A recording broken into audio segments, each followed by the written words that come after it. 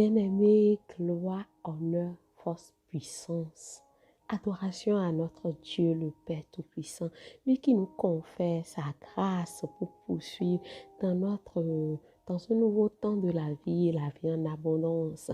Et nous aborderons aujourd'hui le 9e chapitre du livre de Daniel. Je le lis ainsi. Darius, fils de César, d'origine mède, devient roi des Babyloniens pendant la première année où il est roi. Moi, Daniel, je consulte les livres saints, alors je comprends le sens des paroles que le Seigneur a dites au prophète Jérémie. Elle traite des 70 années pendant lesquelles la ville de Jérusalem restera détruite. Je me mets à jeûner. Je m'habille avec des vêtements de deuil et je me couvre la tête de cendre. Puis je me tourne vers le Seigneur Dieu pour le prier et le supplier. Moi, Daniel, j'adresse au Seigneur mon Dieu cette prière pour avouer les fautes de mon peuple. Ah, Seigneur, Dieu grand et terrible, tu gardes ton alliance et ton amour envers ceux qui t'aiment et qui obéissent à tes commandements. Nous avons désobéi, nous avons fait le mal, nous sommes coupables, nous sommes révoltés contre toi, nous tous. Nous nous sommes détournés de tes commandements et de tes règles. Nous n'avons pas écouté tes serviteurs, les prophètes. Ils ont parlé de la part de ils ont parlé de ta part à nos rois, à nos chefs, à nos ancêtres et au peuple tout entier. Toi, Seigneur, tu es juste.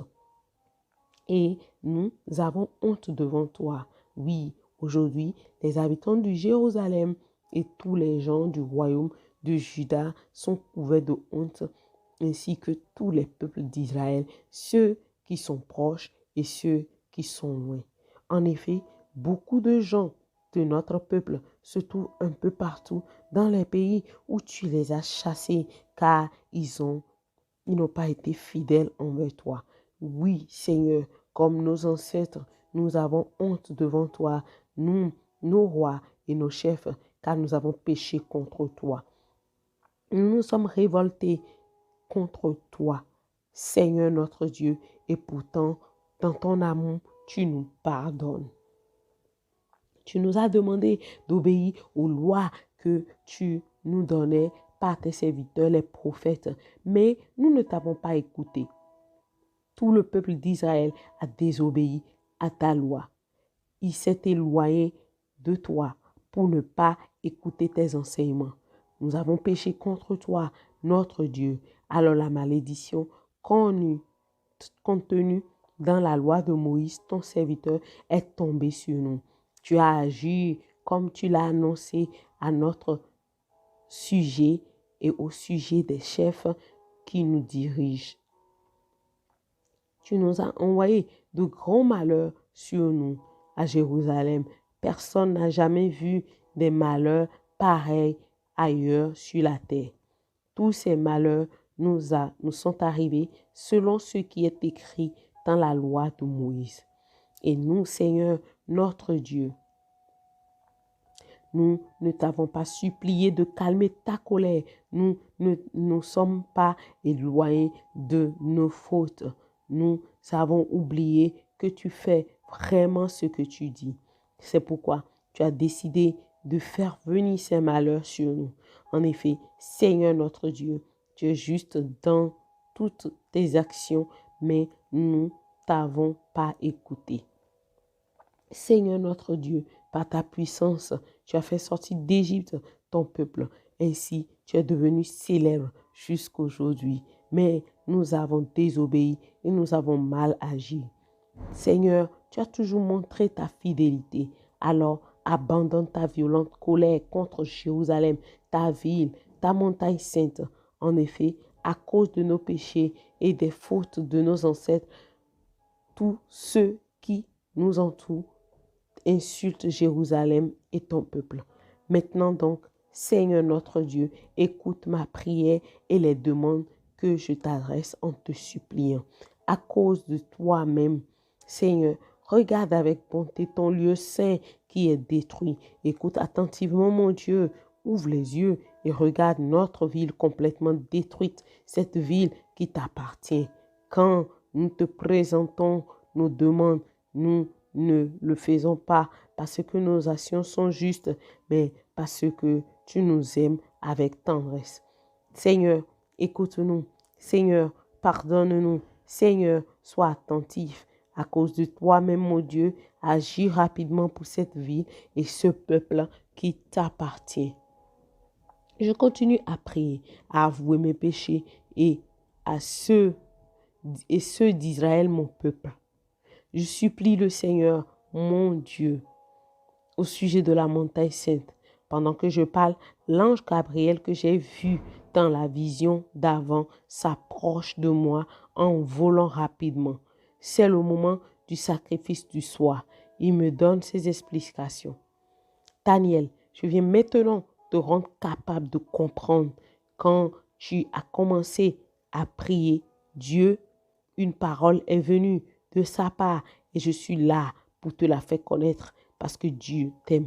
Comprends bien ce que je vais te dire au sujet de ce que tu as vu dans la vision.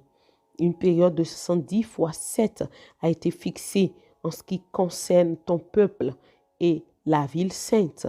Ce temps est nécessaire pour que le mal s'arrête, pour qu'il n'y ait plus de péché, pour que les fautes soient pardonnées. Ce temps est nécessaire pour que la justice de Dieu apparaisse, pour que les visions et les paroles prophétiques se réalisent, pour que le lieu très saint du temple soit de nouveau consacré. Tu dois savoir et comprendre ceci. Un jour, il y a eu un message qui annonçait le retour des exilés et la construction de Jérusalem. Eh bien, à partir de ce jour-là, jusqu'à la venue d'un chef choisi par Dieu, il doit y avoir cette période de 7 ans. Ensuite, pendant 62 périodes de 7 ans, les exilés pourront revenir et reconstruire la ville et les murs de défense. Mais ce sera une période difficile. À la fin de ces 62 périodes, on tuera un homme consacré et personne ne le défendra. Puis, un chef viendra avec son armée détruire la ville et le lieu saint. Pourtant, ce chef finira sous les coups de la colère de Dieu. Mais jusqu'à sa mort, il fera la guerre et il détruira tout comme cela a été décidé. Pendant la dernière période de 7 ans, il obligera beaucoup de gens à faire ce qu'ils ne veulent pas. Après 3 ans et demi, il fera cesser les sacrifices et les offrandes. Cet homme destructeur commettra ses actions horribles avec rapidité jusqu'à ce que lui-même soit détruit comme cela a été décidé. Amen. Amen. Merci Seigneur pour Daniel 9, chapitre 9, qui est un chapitre qui nous démontre l'amour de Dieu envers son peuple Israël et pour nous les hommes en particulier, parce que il faut comprendre que c'est à travers une révélation que Daniel a compris de la part de la prophétie du prophète Jérémie qu'il s'est porté garant pour aller chercher Dieu. Étant donné que cette prophétie avait mentionné 70 années, voilà, pour la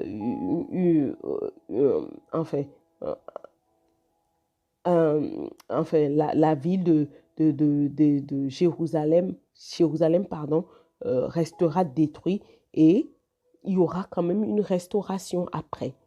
Donc, c'est presque à la fin que Daniel s'est positionné pour chercher Dieu.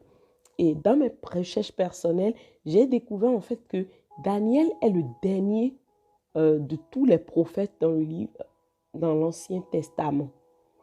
C'est vrai que la manière dont les théologiens ont listé le nom des prophètes dans la Bible ne sont pas chronologiques.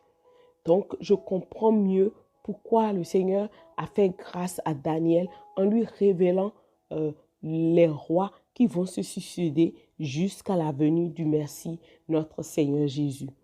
Et c'est là, véritablement, que j'ai la compréhension que, ah ouais, mais en toute vérité, Dieu le Père avait simplement envoyé le Seigneur Jésus que pour les Israélites. C'était sa préalable vision. C'était que pour les Israélites que Daniel, que le Seigneur Jésus-Christ était venu. Malheureusement, je dirais, ou bien heureusement, je ne sais pas trop, ou heureusement, pardon, les Juifs ont refoulé le plan de Dieu et Dieu a choisi les païens, les nations, d'où vous et moi. Et à lui seul soit la gloire. À lui seul soit la gloire. Et ce que je retire vraiment de là, en tant que leçon, c'est que si Dieu, d'accord, a été prompt pour se laisser trouver par Daniel, qui a cherché, qu'il a cherché pour Israël, à plus forte raison, nous qui sommes de la nouvelle alliance aujourd'hui, qui avons eu la grâce de bénéficier le salut, nous recevons davantage des choses cachées de la part de Dieu si nous le cherchons en vérité et en esprit. Pourquoi je le dis? Je le dis parce que nous sommes dans un temps très, très particulier et un temps truffé vraiment de l'accomplissement accéléré des autres prophéties de la Bible. Toutefois, nous ne nous positionnons pas véritablement en tant qu'épouse parce que nous qui avions été rachetés, c'est vrai que nous avons pris la place de privilège, la place de prédominance sur les Israélites. Normalement, c'était eux qui devaient être à la place de l'épouse. Mais aujourd'hui, c'est nous qui sommes à cette place parce que eux, ils n'ont pas voulu croire que le Seigneur Jésus est le Messie envoyé par Dieu. Toutefois, quand j'ai fait mes études et recherches personnelles sur le livre, j'ai vu en fait que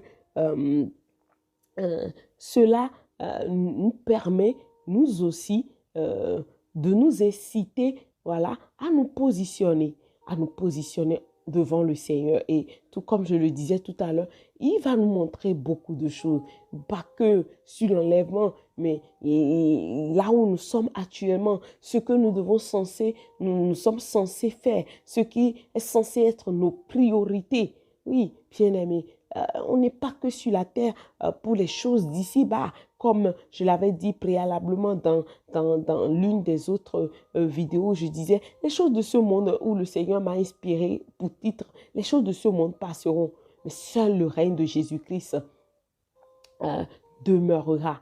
Hein. Et s'il en est ainsi, pourquoi ne pas racheter le temps pour de bonnes œuvres selon ce que j'ai partagé l'autre fois? Et pas que, mais aussi pour demander à Dieu l'actualité du ciel. Oui, il y a une actualité au ciel. Le ciel est vrai, au-delà d'être réel. Et seuls ceux qui croient en Christ Jésus peuvent le voir. Parce qu'ils croient.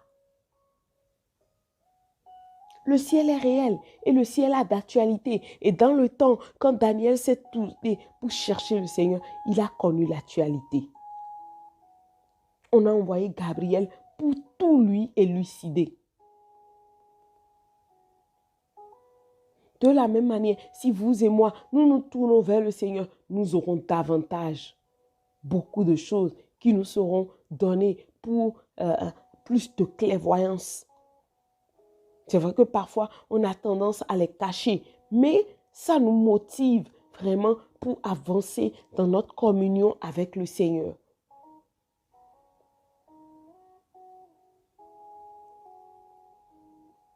Oui, c'est sûr que nous avons tellement de temps et nous sommes dans une nouvelle année 2024. Quand moi, j'étais en train de demander à Dieu pourquoi je planifie, qu'est-ce que je mets en place. Ce qui était monté dans mon esprit était ceci. Planifie ton temps pour que ma gloire soit vue dans ta vie. Et je ne comprenais pas trop, mais il m'a basculé dans la référence qui dit « Cherchez le royaume des cieux en premier et le reste pourra suivre ». Parce que quand j'ai dit, j'ai entendu « Cherche, planifie ton année pour que ma gloire soit vue dans ta vie », je pensais que oui, c'était des choses que je devais entreprendre, voilà, pour ci, pour ça. Non, mais j'ai compris automatiquement, après quelques instants, que je devais mettre en avant la recherche du royaume.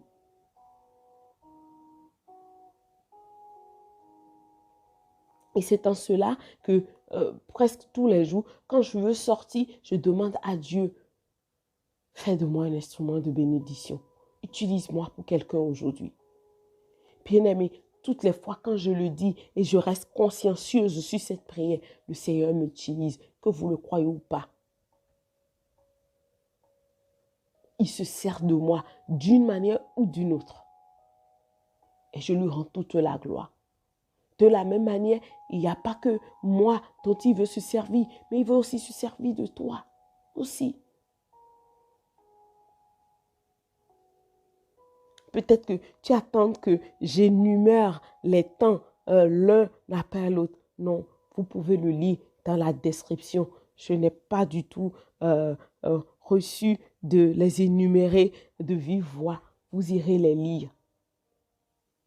Je vais tout mettre sous la description et vous allez lire pour mieux comprendre. Mais ce qui ressort de là, c'est notre positionnement, l'urgence de notre positionnement, l'urgence du positionnement de l'Église, du corps du Christ pour le ciel. L'urgence du positionnement du corps du Christ pour le ciel. C'est ce qu'il y a vraiment de primordial dedans.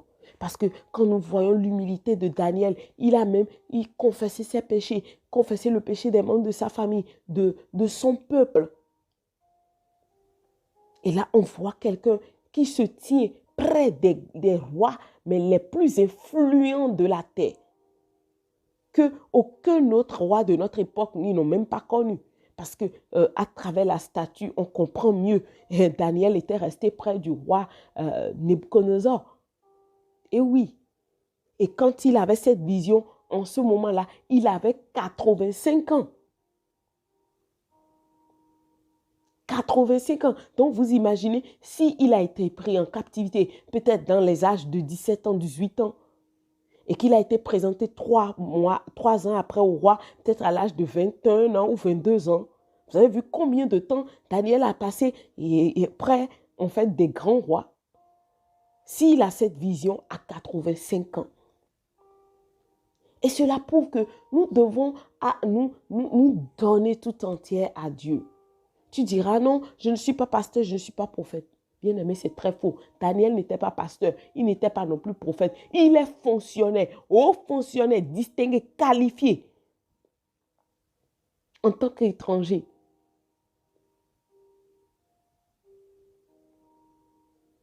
Mais il a su se consacrer. Bien-aimés, où en sommes-nous dans notre consécration? Notre consécration nous permettra d'avoir des révélations cachées pour l'avancement du corps du Christ. Encore qu'aujourd'hui, veut entendre qui veut. Mais c'est toujours bien d'en recevoir et d'en partager. Si il nous le permet de partager. Parce que parfois, il y a en fait une de ces visions où même il avait dit à Daniel, tu le gardes jusqu'au temps fixé, tu ne le partages pas, tu le gardes secret. Et c'est bien à travers cela que je comprends en fait que même les chapitres là, on aurait pu mieux en fait les ordonner. Parce que quand on lit certains chapitres, on voit où il parlait en fait d'une vision qui devait cacher secret, où il est parlé en fait de l'apparition de l'antéchrist, tout ça. Je me dis, mais comment se fait-il que ici dans Daniel 9, on parle en fait de l'avènement du Seigneur Jésus-Christ pour la première fois sur terre. Donc, c'est en lisant davantage vraiment que je comprends que, waouh, ce livre est truffé, mais de révélations et beaucoup d'enseignements.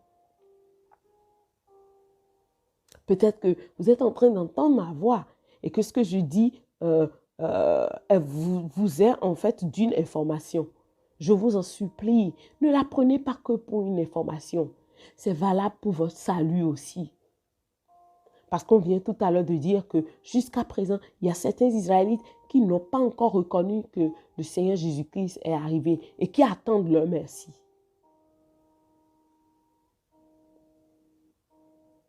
Toutefois, le Seigneur Dieu ne veut pas que vous soyez dans la même ignorance que les Israélites qui ne reconnaissent pas que le Seigneur Jésus est arrivé. Voilà pourquoi il vous ouvre son cœur à travers ce message. Il vous tend sa main. Ne regardez pas votre péché. Il ne vous jette pas la pierre. Il veut juste vous sauver parce que vous êtes sa merveilleuse créature avant tout. Et sa parole déclare que car Dieu, il a tant aimé le monde qu'il a donné son Fils unique afin que quiconque croit en lui ne périsse point, mais qu'il ait la vie éternelle. Oui, croyez pour avoir la vie éternelle. Le quiconque, c'est le pire pécheur. Le quiconque, c'est le pire voleur. Le quiconque, c'est le méchant, haut de gamme, mais qui est convaincu en lui qu'il a besoin de la grâce de Dieu.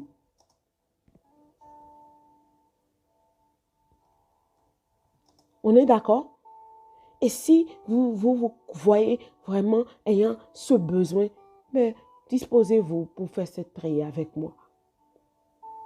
Dieu, voilà que je comprends qu'il n'est pas encore tard pour faire le pas pour se donner à toi. Je me vois vraiment comme si, voilà, j'ai pas le choix. Eh bien, en même temps que je n'ai pas le choix, je veux faire ton choix à toi, Dieu. Le choix de vivre éternellement. Qu'après mon temps sur cette terre, pour que je vive, je fais ton choix. Je crois que ton Fils Jésus, il est venu sur cette terre et qu'il est mort pour mes péchés. Je crois qu'il a souffert pour moi. Je crois qu'il est mort et ressuscité et je le reçois en ce moment. Je m'abandonne entre tes mains, Dieu. Reprends ma nature adamique et donne-moi la vie de Christ Jésus. Change mon cœur et dirige mes pas vers une église où je pourrai manger de la nourriture solide pour grandir avec toi. Merci parce que je crois que tu entends ma prière au nom de Jésus. Amen. Si vous avez fait cette prière ou si vous décidez d'en faire une autre, d'une autre manière, sachez que Dieu vous sauve. Dieu vous sauve. Ce que vous faites de façon consciencieuse, si ce que nous faisons de façon inconsciente, d'accord, est pris en compte, c'est-à-dire noté, à plus forte raison ce que nous faisons consciencieusement, sachez ainsi que vous êtes sauvés. Et recherchez effectivement une église évangélique vivante pour manger la nourriture spirituelle. Je vais me disposer là pour prier pour le corps de Christ. Seigneur, nous savons que nous sommes dans des temps les plus particuliers, Seigneur éternel, de la fin.